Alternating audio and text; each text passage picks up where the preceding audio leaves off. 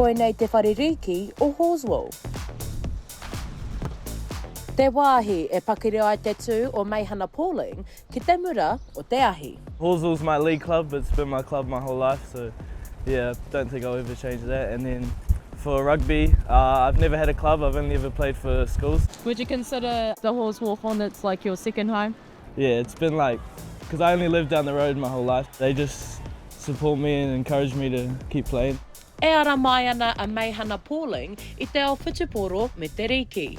No te tau nei, ko whai tūranga ia ki Ngāti Mataina o te kapa whatu moana me te kapa Warriors. He wawata, kua roa nei ia e whai ana. I definitely think during my time in the First 15 and that school, like, it's definitely something I've been working towards, and last year I didn't get selected, so this year it's good that I get to prove myself to them and just have the opportunity to play for the Crusaders. I think as a kid playing league in New Zealand, everyone has to support the Warriors, and then I think it's every kid's dream, just to play for the Warriors. There it goes.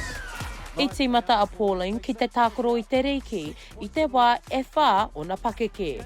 Nā waira I whai ia I te ara whutuporo I tōna tau tuatahi ki te kāreti waitaha o Hato Tāmati.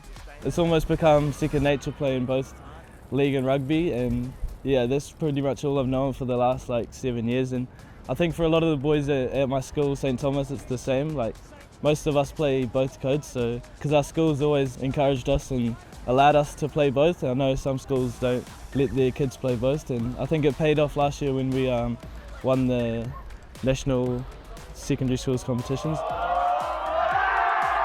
He tama ihupuku a ka tīmata o nā whakaharatau mo te kapa whatu moana me te kapa Warriors hei ngā wiki e heke mai nei.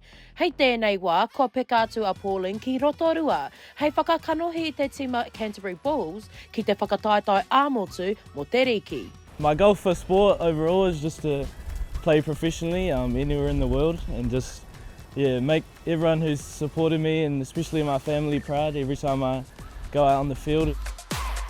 Tāre ana te wā, ka kite I ana nekehanga ki te ao whutuporo, ki te ao riki anō hoki.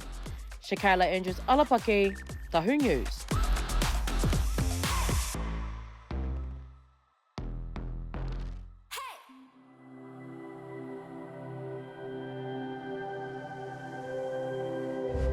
Ko te reo, te take.